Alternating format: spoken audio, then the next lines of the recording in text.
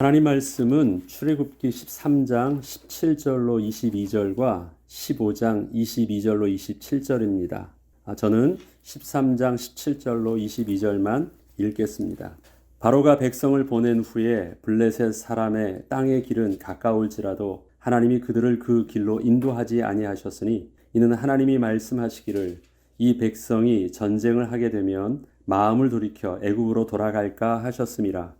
그러므로 하나님이 홍해의 광야길로 돌려 백성을 인도하시매 이스라엘 자손이 애굽 땅에서 대열을 지어 나올 때 모세가 요셉의 유고를 가졌으니 이는 요셉이 이스라엘 자손으로 단단히 맹세하게 하여 이르기를 하나님이 반드시 너희를 찾아오시리니 너희는 내 유고를 여기서 가지고 나가라 하였음이더라. 그들이 숫곳을 떠나서 광야 끝 에담의 장막을 치니 여호와께서 그들 앞에서 가시며 낮에는 구름 기둥으로 그들의 길을 인도하시고 밤에는 불 기둥으로 그들에게 비추사 낮이나 밤이나 진행하게 하시니 낮에는 구름 기둥 밤에는 불 기둥이 백성 앞에서 떠나지 아니하니라. 아멘. 하나님의 구원은 단지 현재의 우리의 삶의 문제와 고통에서의 해방만을 말하는 것이 아닙니다. 하나님의 구원은 창세 전부터 우리에게 약속하셨던 하나님의 기쁨의 회복이며 하나님 나라의 회복을 말합니다.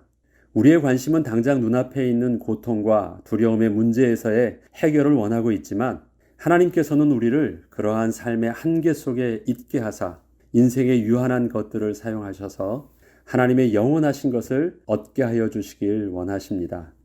오늘의 본문은 이스라엘 백성들이 애굽을 떠나서 가나안 땅으로 향하는 과정 속에 두 갈래길이 있었음을 말씀하시면서 어느 길이 하나님이 택하신 길인지를 우리로 알게 하시고 우리도 하나님의 택하신 길로 인도받기를 하나님은 원하십니다.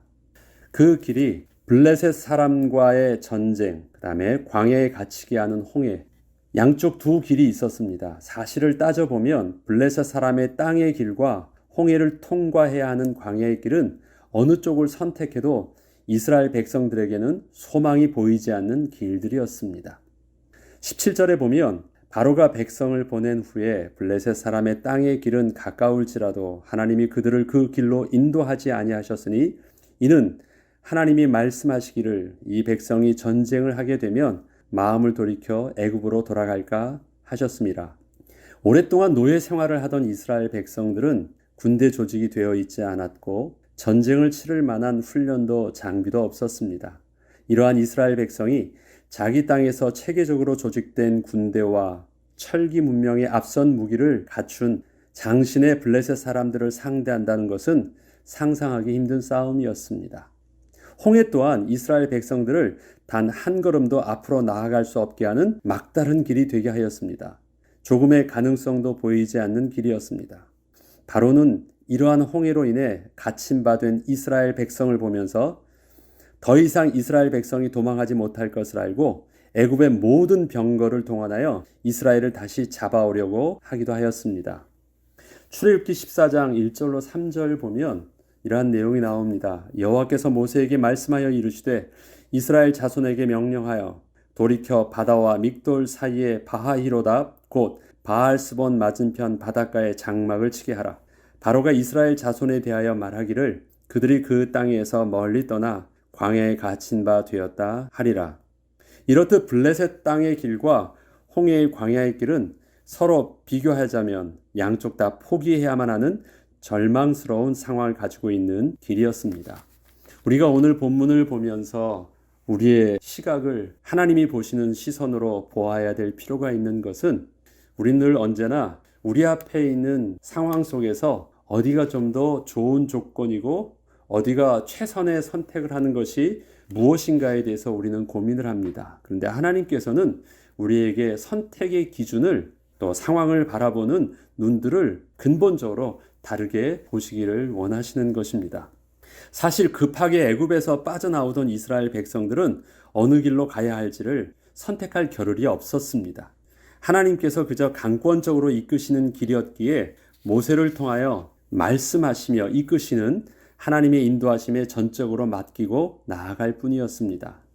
이스라엘 백성들은 하나님과 나아갈 길을 의논하거나 어느 길로 가게 해달라고 요청한 적도 없었지만 하나님께서는 분명한 목적과 이유를 가지고 불기둥과 구름기둥을 통하여 이스라엘 백성을 홍해의 광야길로 인도하셨습니다.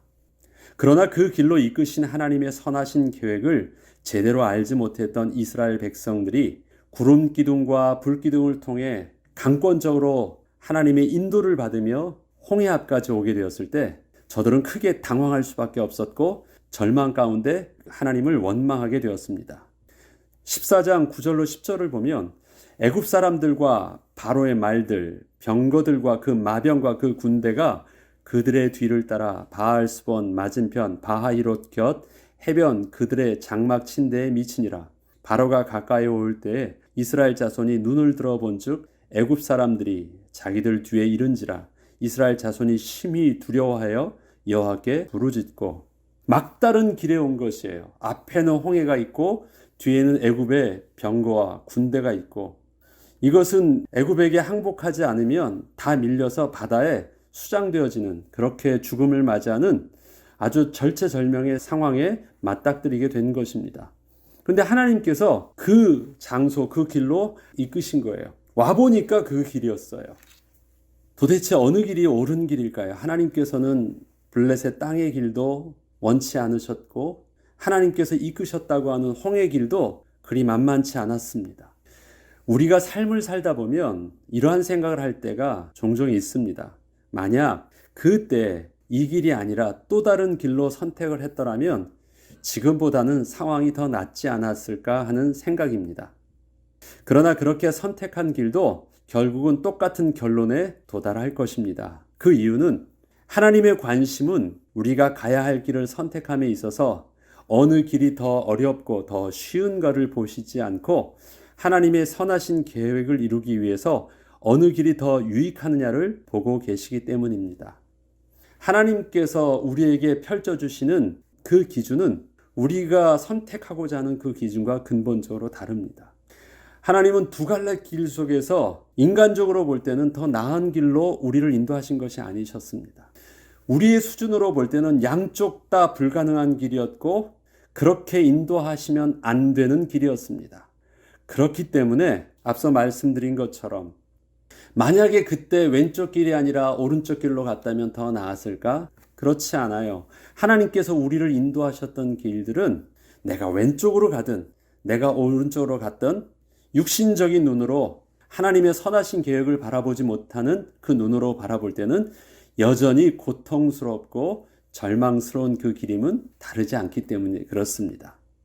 하나님께서 선하신 계획을 이루기 위한 하나님의 우리를 향한 유익하신 방법과 또 유익하신 그 길은 우리가 다른 눈으로 볼 때만이 그 길이 하나님의 인도하신 길임을 알 수 있습니다. 그렇다면 하나님께서 그 길을 선택하시고 인도하시는 하나님의 기준은 무엇일까요? 하나님께서는 블레셋의 땅의 길과 홍해를 통해서 건너서 가야 되는 광야의 길을 두 갈래로 나누실 때 하나님의 기준은 애굽으로 다시 돌아갈 수 있는 길이냐 아니면 애굽으로 다시 돌아갈 수 없는 길이냐라는 그 기준을 통해서 구분하셨습니다. 블레셋 땅의 길은 애굽으로 다시 돌아갈 수 있는 길이었습니다.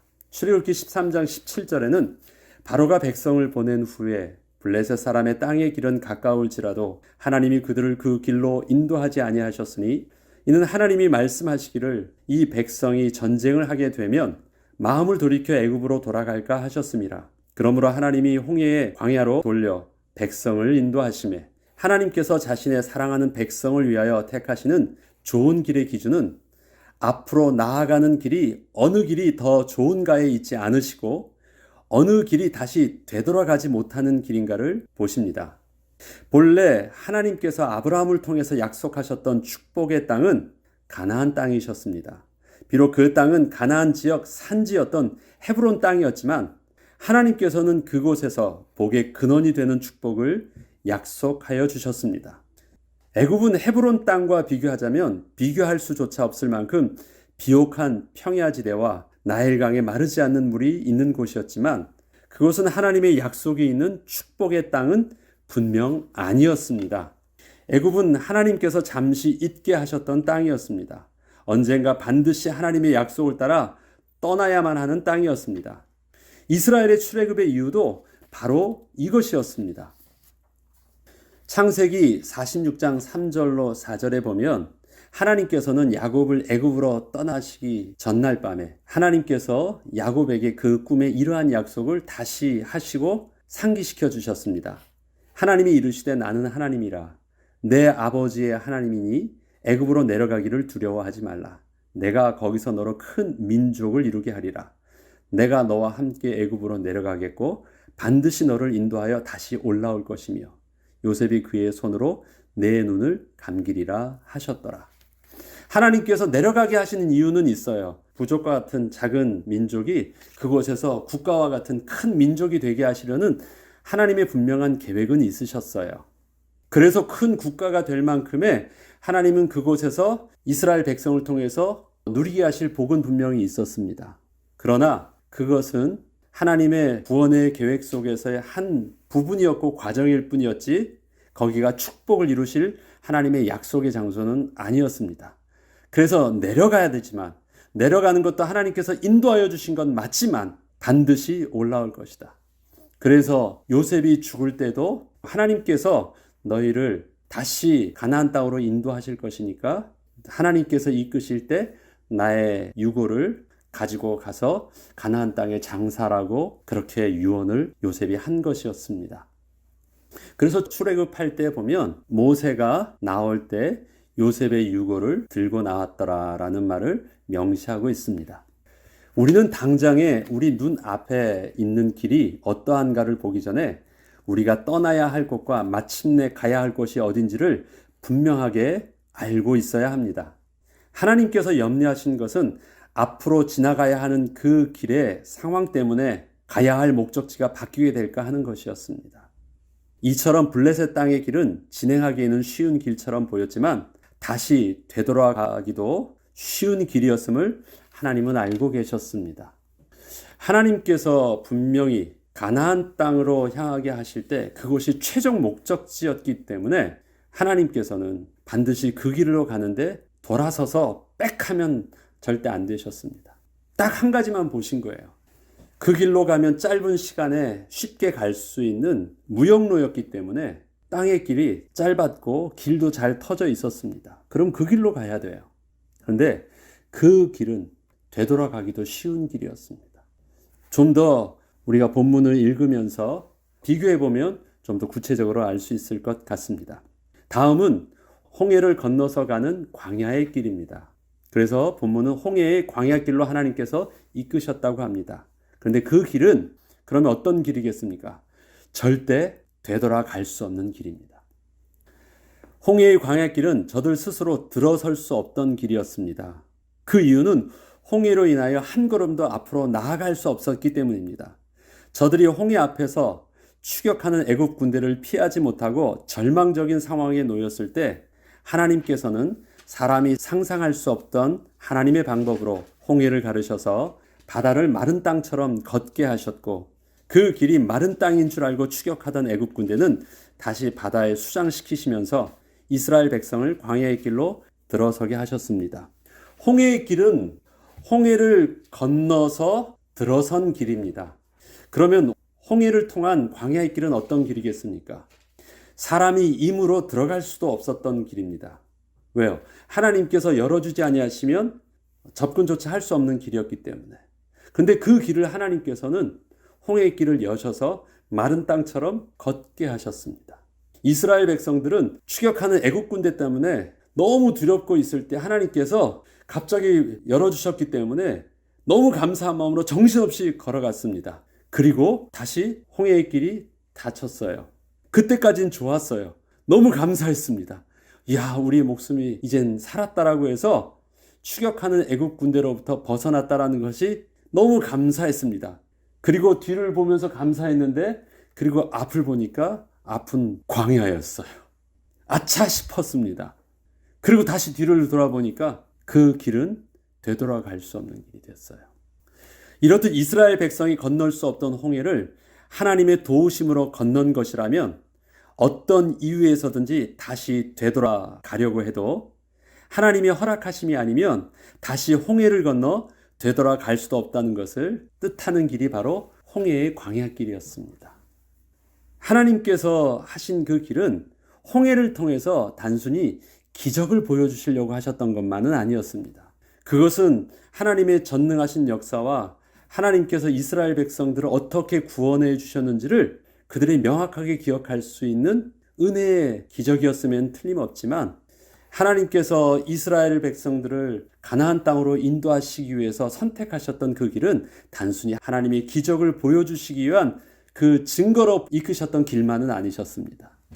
하나님은 더 원대하신, 더 실제적인 하나님의 큰 계획은 돌아서 못 가게 하시는 길이셨습니다. 하나님께서 우리를 택하사 허락하신 구원의 축복은 우리가 스스로 노력해서 얻은 것이 아닙니다. 하나님의 불가항력적인, 거절할 수 없는 하나님의 은혜로 인해서 얻게 된 축복입니다. 마치 이스라엘 백성들이 출애굽하여서 홍해를 건너게 하신 것 자체가 이스라엘 백성들의 수준과 의도와는 전혀 상관없이 이끄셨던 것처럼 말입니다. 하나님께서 택하사 자기 백성 삼으신 축복은 결코 되돌릴 수 없는 하나님의 거룩하시고 신실하신 언약에 근거하신 것입니다. 이스라엘 백성들을 이끄신 것, 그리고 그 길을 건너게 하셨지만 또한 애굽 군대를 그 홍해에서 수장시키신 것, 저들이 구별되게 하신 이유는 어디 있습니까? 하나님께서 내 백성만 약속하신 대로 가나안 땅에 인도하시겠다라는 것입니다. 그렇게 구별하여 주신 것입니다. 그리고 하나님께서 그렇게 하게 하신 이유는 비록 그 길이 거친 황량한 광야의 길처럼 보이지만 반드시 하나님의 약속의 땅으로 인도하여 주시기 위해서 우리로 목적지를 잃지 않고 방향을 잃지 않게 하시는 축복의 길이 바로 광야의 길이 되게 하신 것입니다. 우리는 인생을 살다가 상황이 좀 어려워지면 여기가 아닌가 봐, 옛날이 더 좋아졌어 하면서 되돌아갈 수도 있거든요. 쉽게 이 길을 선택했으면 그 길은 쉽게 그 길로 다시 백하고 갈 수도 있어요. 내가 하나님을 선택한 것이라면 또 내가 하나님을 버릴 수도 있어요. 사람들은 인생을 그렇게 생각합니다. 구원을. 내가 하나님을 믿어주었대요. 그래서 오늘은 내가 마음에 안 들면 그렇게 버려요. 우상 숭배는 그렇게 합니다. 나한테 유익하면은 그 우상을 섬겼다가 나한테 이젠 유익하지 않으면 우상을 버려요. 그리고 또 나한테 유익한 우상을 선택합니다. 그런데 우리가 은혜로 받은 구원은 내가 하나님을 믿어준 것이 아닙니다. 하나님이 나를 택하신 것입니다. 그러기에 하나님의 택하심은 나의 의지와는 상관없이 하나님이 이끄시는 것이고, 하나님의 전능하심과 하나님의 의지로 반드시 약속하신 그 길로 하나님은 이끌어 가시는 것입니다. 우리에게 선택권을 주지 않으시기 위해서 하나님은 블레셋 길로 이끄지 않으셨습니다. 우리에게 선택하심 없이 하나님의 온전한 보호하심과 이끄심만으로 하나님께서는 우리를 약속하신 축복의 길로 가게 하신 길이 바로 광야의 길입니다. 우리가 볼 때 광야의 길은 막막하고 절망스러운 광야의 모습이었지만 하나님은 내 사랑하는 백성을 마침내 약속하신 땅에 온전히 이끄시기에 자신감이 있으셨기 때문에 하나님은 그 길로 이끄신 것입니다. 그리고 구름 기둥과 불 기둥으로 만나와 메추라기로 반석에서 물을 내게 하시고, 하나님의 강권적인 은혜 가운데 옷도 헤어지지 않게 하시고 신발도 닳지 않게 하시면서 하나님의 백성을 그대로 보존하셔서 하나님의 백성이 나올 때 인구와 들어갈 때 인구가 줄지 않으셨어요. 광야에서 그렇게 고생을 하게 했으면 인구가 줄어야 될 거 아닙니까? 먹을 것도 없고 마실 것도 없고 황망한 길에서 사는데 하나님께서는 이스라엘 백성들을 줄지 않고 보존하시고 온전한 하나님의 완벽한 군대가 되게 하시면서 마침내 하나님께서는 40년 후에 가나안으로 이끄셨습니다. 하나님은 그 원대한 계획을 가지시고 광야의 길로 인도하신 것입니다. 우리의 인생을 광야의 삶으로 비유합니다. 그것은 삶이 어렵고 힘들기 때문입니다. 그러나 눈앞에 벌어지고 있는 상황만을 보기 전에 지금 우리가 지나가고 있는 이 광야길이 하나님께서 반드시 약속의 땅으로 인도하여 주시기 위해서 이끄시고 있는 선하신 길이라는 사실을 결코 잊어서는 안 되겠습니다. 맞아요. 서론에 말씀드렸던 것처럼 광야길은 블레셋의 땅의 길과 비교해보면 좀 더 어려운 길처럼 보이지만 아니에요. 눈앞에 우리가 판단되어지는 길은 삶이 어렵고 힘든 다 광야길과 같이 힘든 길이에요. 그렇지만 하나님께서 우리를 이끄신 그 길은 하나님의 선하심 가운데 우리에게 복 주시기로 작정하신 길입니다. 지금 저와 여러분이 광야길에 있습니다. 하나님의 선하신 계획 가운데 하나님의 복으로 이끄시는 그 길에 있다라는 말입니다. 그러하기에 우리는 나의 광야길을 힘든 광야길이라고 표현하지 말고 하나님께서 나를 하나님의 멋진 군대여 복 주시기로 작정하시며 나의 수준으로도 절대 되돌아갈 수 없는 하나님의 축복의 길임을 내가 믿음으로 고백하는 그 길이 광야의 길임을 우리는 하나님 앞에서 인정하고 고백할 수 있어야 되겠습니다. 하나님께서 그렇게 이스라엘 백성들을 광야로 이끄신 후에 제일 먼저 이끄셔서 갔던 그 광야의 지명은 수르 광야였습니다. 사흘 나흘이 되어도 광야의 길을 가고 있을 때 물을 찾을 수 없었어요. 그런데 그 광야에서 한 3, 4일 지나면 사람이 마실 물도 없고 또 그들의 삶의 근간이 되어지는 가축들은 더 물을 필요로 하잖아요. 사람보다 더 견디기 힘들어 합니다. 당장에 물이 없었어요. 광야로 들어섰는데 물이 없었어요. 것 봐라. 하나님께서 우리를 이렇게 광야로 있게 하셔서 죽게 하신 거 아닐까? 우리가 실수했다. 넘어오면 안 되는 것이었는데 이거 실수한 거 아닐까?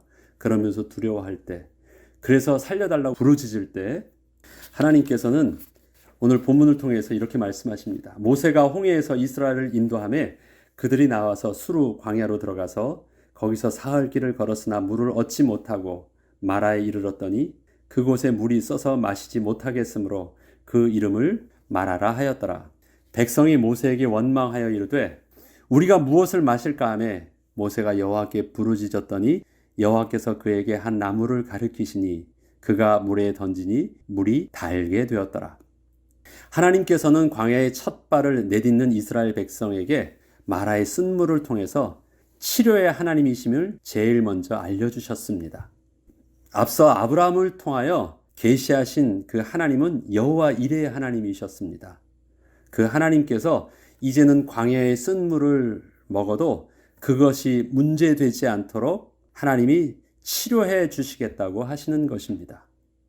이것은 고난을 피하라 하시는 것이 아니라 그러한 고난의 환경 속에서도 하나님께서 가나안의 안식을 누릴 수 있는 거룩한 하나님의 백성으로 거듭나게 하시겠다는 하나님의 약속을 당신의 이름, 즉 치료하시는 하나님이란 이름을 통해서 이스라엘 백성들에게 계시하여 주시고 약속하여 주신 것입니다.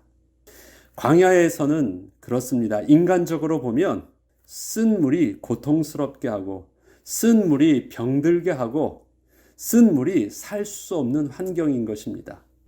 그런데 하나님께서는 창조의 능력으로 그러한 광야의 환경을, 그러한 광야 속에서 우리가 겪을 수밖에 없는 고통을 단물로 변하게 하셔서 우리를 치유하여 주시고 우리에게 은혜로 공급하여 주시고 우리에게 그러한 삶의 상황이 문제되지 않도록 이끌어 주신다고 하셨습니다.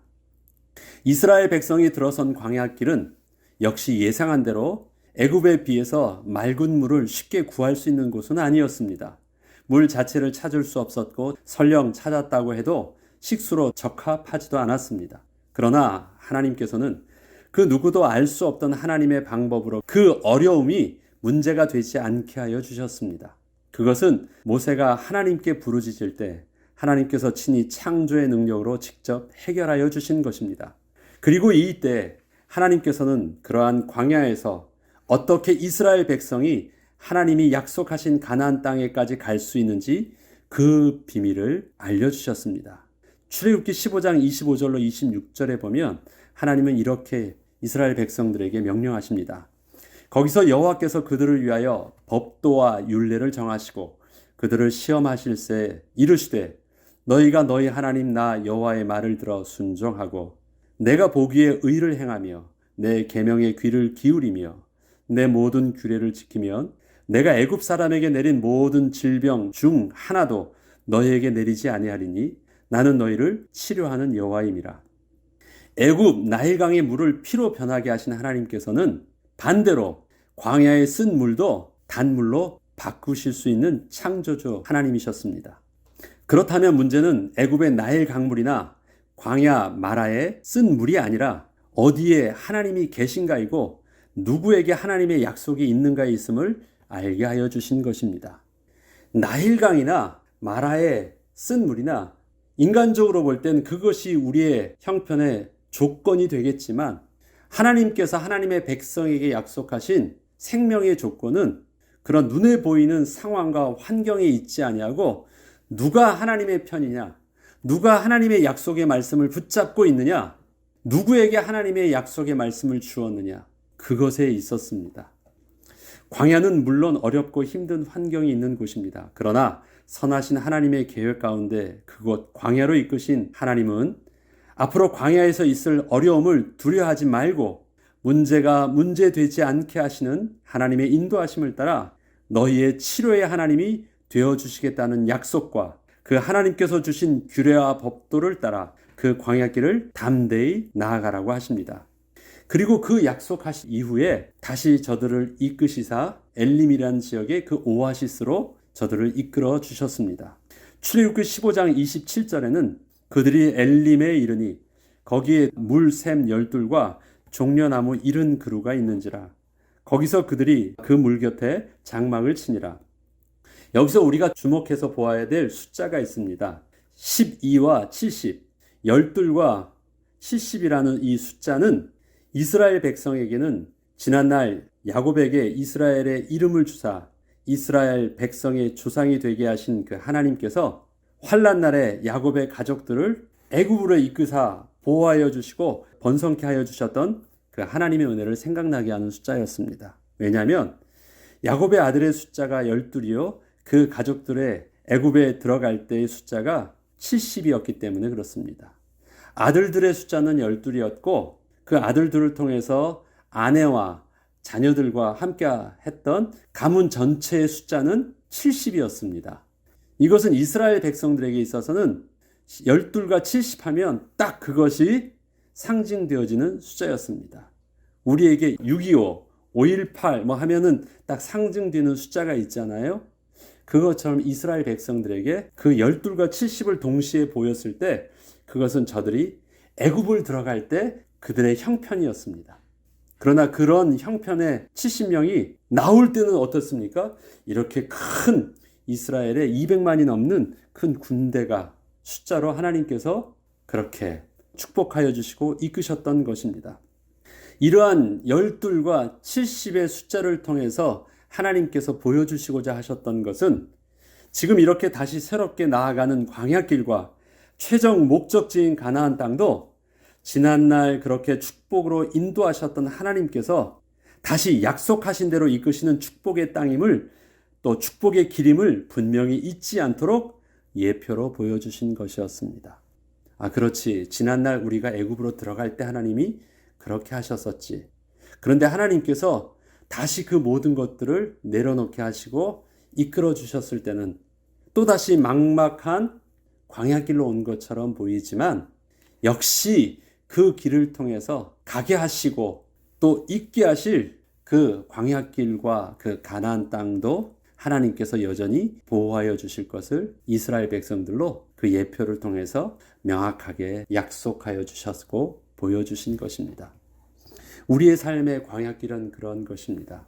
하나님께서 우리의 삶 속에서 우리가 선택하지 않고 하나님께서 이끄시는 그 길은 비록 막연해 보이는 또 앞이 캄캄해 보이는 그 길처럼 보이더라도 하나님께서는 우리에게 12샘과 종려나무 70그루의 하나님의 예표를 보여주셔서 걱정하지 말라고 하십니다. 하나님께서 지난날 그렇게 인도하셨던 것처럼 우리의 또 가야 되는 그 길도 하나님께서 여전히 복이 되게 하시고 여전히 부족함이 없도록 이끄시고 여전히 하나님께서는 마침내 약속의 땅에 이르시기까지 우리를 보호하여 주시기를 멈추지 않으시겠다라는 하나님의 약속이 저와 여러분에게도 동일하게 하나님이 하시는 것입니다. 오늘도 광야의 길을 우리는 걷습니다. 이제는 더 이상 광야길을 광야길이라 말하지 말고 하나님께서 양보하지 아니하시고 반드시 축복의 길로 이끄시는 축복의 길에 내가 오늘 있습니다. 이제는 내가 되돌아보지 않고 선하신 하나님의 약속의 말씀 붙잡고 이 길을 은혜 가운데 걷게 하여 주시옵소서. 하나님, 필요하다면 낮에는 구름 기둥으로 밤에는 불 기둥으로 인도하여 주시고, 우리가 필요하다면 반석에 물도 베풀어 주시고, 하나님, 때로는 내게 고기도 먹고 싶어요. 그때는 하나님께서 또 매출하게 고기로도 하나님 내게 먹여주시고, 하나님, 날마다 삶에 일용할 양식 만나로 매일매일 남지도 않고 부족함이 없도록 하나님께서 인도하여 주시옵소서. 오늘의 그 여정 속에 그렇게 하나님께서 이끄실 길을 나는 믿고 감사드립니다. 우리의 신앙 고백이 오늘의 광야길 속에서도 주님 앞에 드려짐으로 하나님의 영광의 길로 누리는 저와 여러분 되길 주의 이름으로 축복합니다. 기도하겠습니다. 하나님, 감사합니다. 우리는 우리의 삶을 어느 길이 더 좋은가를 날마다 재고 있습니다. 눈치를 보고 있습니다.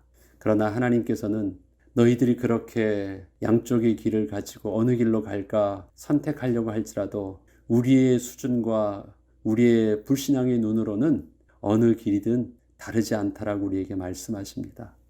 우리에게 그 길이 축복이 되어지려면 하나님 손에 맡겨야 함을 하나님께서는 알게 하셨습니다. 하나님께서 강권적으로 이끄시는 그 길이 복된 길임을 하나님께서 이스라엘 백성을 통해서 우리에게 알려주셨습니다. 하나님, 더 이상 나의 인생을 내가 계획하고 개척하며 똑똑하게 살려고 하지 않게 하여 주시고, 선하신 하나님께서 이끄시는 그 인도하심을 따라 민감하게 반응하며 인도받는 삶의 길을, 하나님의 홍해의 길을 우리가 선택하며 나아가게 하여 주시옵소서. 때로는 그 길이 당황스러워 보인다 할지라도 약속하신 하나님의 언약을 따라 하나님을 신뢰함으로 당당하게 걷게 하셔서 마침내 이르게 하시는 하나님의 약속의 땅으로 온전히 인도받는 축복을 우리의 삶을 통해서도 누리게 하여 주시옵소서. 오늘도 내가 그런 하나님의 약속의 축복의 길, 광야의 길에 있음을 고백합니다. 하나님, 오늘도 우리에게 필요한 만나와 메추라기와 구름 기둥의 축복으로 인도하여 주옵소서. 감사드리며 우리 주 예수 그리스도 이름으로 기도합니다. 아멘.